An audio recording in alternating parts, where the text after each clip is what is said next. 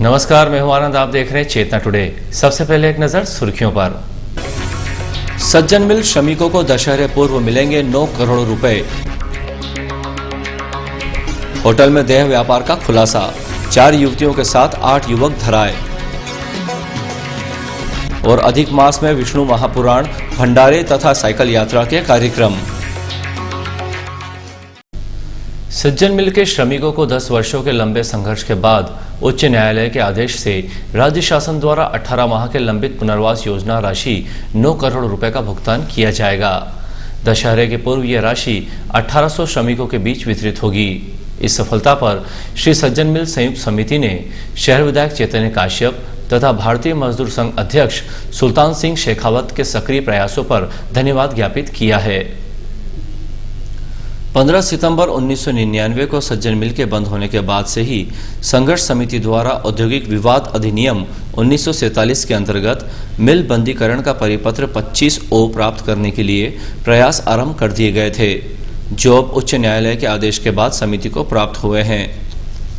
समिति संयोजक मधु पटेल, मजदूर संघ इंटक अध्यक्ष अर्जुन निमावत, मजदूर यूनियन अध्यक्ष विनोद जाधव, मजदूर नेता मोहम्मद खान तथा ललिता शंकर आदि ने शहर विधायक श्री काश्यप तथा बीएमएस अध्यक्ष श्री शेखावत का धन्यवाद ज्ञापित किया।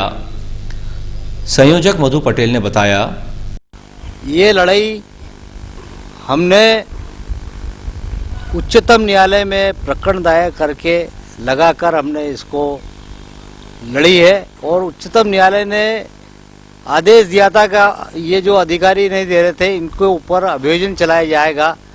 फिर हमारी श्रम आयुक्त जी के यहाँ बैठक हुई, सब ट्रेड यूनियन को, मैनेजमेंट को, उद्योग विभाग को उन्होंने बुलाया।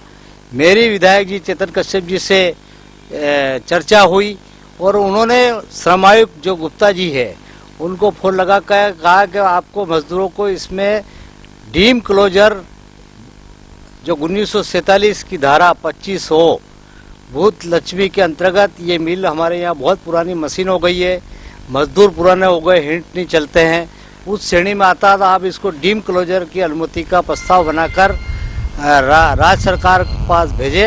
हम संयुक्त संघर्ष समिति संयोजक के नाते हम विधायक चेतन कश्यप जी ने जब भी हम उनसे मिले उन्होंने शासन स्तर पर भी अपना पत्र लिखा और फोन लगाकर भी बात किए। हमारे विधायक जी ने जो अपना दबाव बनाया, हम संघर्ष समिति की ओर से, सज्जन मिल के मजदूरों की ओर से उनको बहुत बहुत बधाई देते हैं, सुल्तान सिंह जी को और विधायक चेतन कश्यप जी को। मजदूर संघ इंटक अध्यक्ष अर्जुन निमावत ने कहा, तो ये आज हमें 10 साल से संघर्ष करने के बाद में न्यायालय के माध्यम से हमारे शहर विधायक की इनका बड़ा सहयोग रहा और सुल्तान जी शेखावत के माध्यम से ये इसकी हमें अर्जित की, हमने हासिल किया इसको।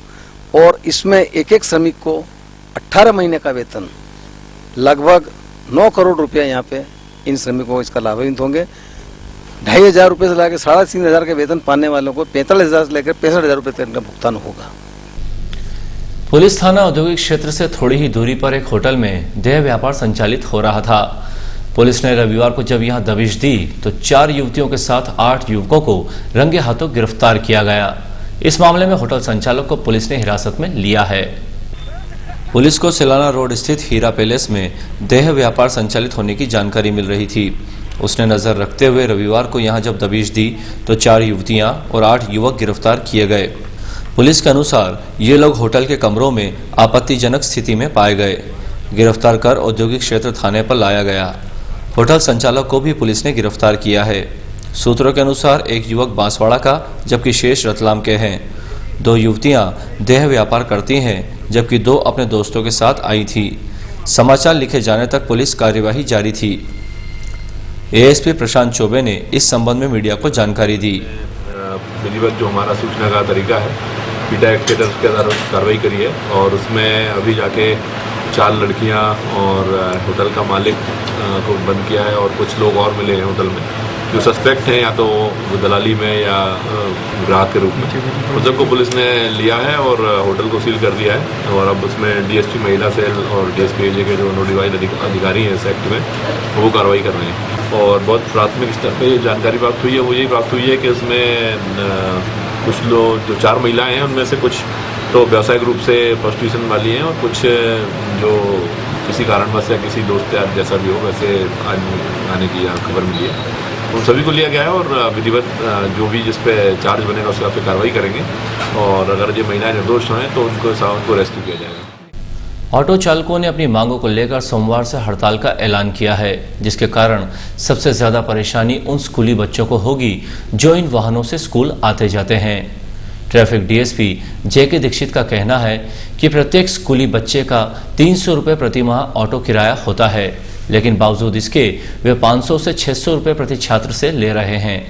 ऐसे में उनकी किराया बढ़ाने की मांग सर्वथा अनुचित है।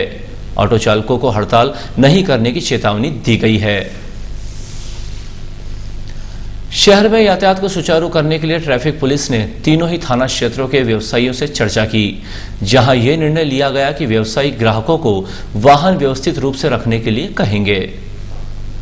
सड़क सुरक्षा समिति में लिए गए निर्णयों के तारतम्य में रविवार को पुलिस कंट्रोल रूम रतलाम पर उप पुलिस अधीक्षक यातायात जेके दीक्षित के निर्देशन में शहर के 3 थाना क्षेत्र में यातायात व्यवस्था को सुचारू रूप से संचालित करने के लिए लगभग 200 से अधिक व्यापारियों एवं दुकानदारों की थाना क्षेत्र अनुसार 3 अलग-अलग बैठकें रखी गई।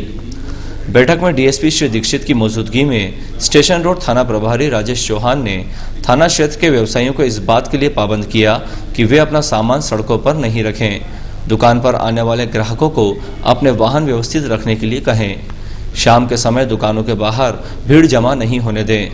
इसी तरह अन्य थाना प्रभारियों ने भी व्यवसायियों को व्यवस्था में सहयोग हेतु पाबंद किया। स्वामी श्री चिदंबरानंद जी के सानिध्य में श्री बुद्धदेव भक्त मंडल ट्रस्ट द्वारा श्री विष्णु महापुराण कथा की शुरुआत रविवार से की गई। बुद्धेश्वर मंदिर में आयोजित कथा में स्वामी जी ने कहा कि मनुष्य के लिए जितना भोजन आवश्यक है उतना ही भजन भी। स्वामी बुद्धदेव जी की प्रेरणा से मंदिर ट्रस्ट ने श्रद्धालुओं के लिए इन दोनों की ही सुंदर व्यवस्था की है। भंडारे में भोजन से शरीर को तृप्ति मिलती है, जबकि कथा में भजन से मन तृप्त हो जाता है। उन्होंने बताया 36 माह में एक बार आने वाले पुरुषोत्तम मास को स्वयं भगवान पुरुषोत्तम ने जीवों के कल्याण के लिए बनाया है। कम से कम 1 माह भगवान के लिए समर्पित करें, आपका जीवन धन्य हो जाएगा, क्योंकि हमें जिंदगी जीने की समझ तब आती है जब हम जिंदगी जी चुके होते हैं। जीवन का सदुपयोग करें, ऐसा अवसर बार बार नहीं आता है। कथा के आरंभ में मंदिर ट्रस्ट अध्यक्ष चैतन्य झालानी, अशोक फलोदिया, मोहनलाल भट्ट, हरीश शर्मा, महेंद्र सिसोदिया आदि ने दीप प्रज्वलन, पूजन तथा स्वामी जी का स्वागत कर आशीर्वाद प्राप्त किया। संचालन करते हुए प्रदीप सोनी ने बताया कि कथा का समय प्रतिदिन दोपहर 3 से रहेगा। अधिक मास के उपलक्ष्य में संत श्री आशाराम जी आश्रम द्वारा भंडारा एवं संकीर्तन रखा गया। कालिका माता मंदिर क्षेत्र स्थित सत्संग हॉल में कार्यक्रम का श्रद्धालुओं ने लाभ लिया। इस अवसर पर पूज्य बापूजी को भोग लगाते हुए महाआरती की गई। कार्यक्रम में रतलाम सहित ग्रामीण अंचल के श्रद्धालु शामिल हुए। नया गांव साईं मंदिर से शिरडी तक साइकिल यात्रा की शुरुआत रविवार को हुई। 11 सदस्यीय दल का सहकारी बैंक अध्यक्ष अशोक चौटाला एवं पार्षद प्रहलाद पटेल ने स्वागत कर विदा किया। अधिक मास के उपलक्ष्य में ये साइकिल यात्रा सप्ताह भर में शिरडी पहुंच बाबा के मंदिर में दर्शन करेगी। स्थानीय श्रद्धालुओं ने बाबा के जयकारों के साथ भक्तों को विदा किया। रविवार से काशीनाथ नोहरे में सब्जी मंडी को आरंभ किया गया। सभी विक्रेताओं को भूखंड आवंटित करते हुए यही व्यवसाय करने की सख्त हिदायत दी गई है। पिछले पखवाड़े में नीम चौक एवं हरदेवलाला पीपली क्षेत्र में सड़क किनारे बैठकर सब्जी बेचने वालों को नोहरे में स्थानांतरित किया गया था, लेकिन 1-2 दिनों में ही ये लोग बाहर आकर व्यवसाय करने लगे थे, जिससे यातायात प्रभावित हो रहा था। रविवार को निगम अमले ने यहां कार्यवाही करते हुए सभी विक्रेताओं को भूखंडों का आवंटन किया और चेतावनी दी कि इसके बाद यदि बाहर सड़क पर सब्जी बेचते नजर आए तो चालानी कार्यवाही की जाएगी। हालांकि विक्रेताओं ने छोटी मोटी समस्याओं को लेकर रोष जताया, जिनके निराकरण हेतु आश्वस्त किया गया है। सब्जी विक्रेताओं के नोहरे में जाते ही व्यस्ततम मार्ग पर आवागमन सुगम हो गया है। अंत में सुर्खियों के साथ हमें इजाजत दीजिए। नमस्कार। सज्जन मिल श्रमिकों को दशहरे पूर्व मिलेंगे 9 करोड़ रुपए। होटल में देह व्यापार का खुलासा, 4 युवतियों के साथ 8 युवक धराए। और अधिक मास में विष्णु महापुराण, भंडारे तथा साइकिल यात्रा के कार्यक्रम।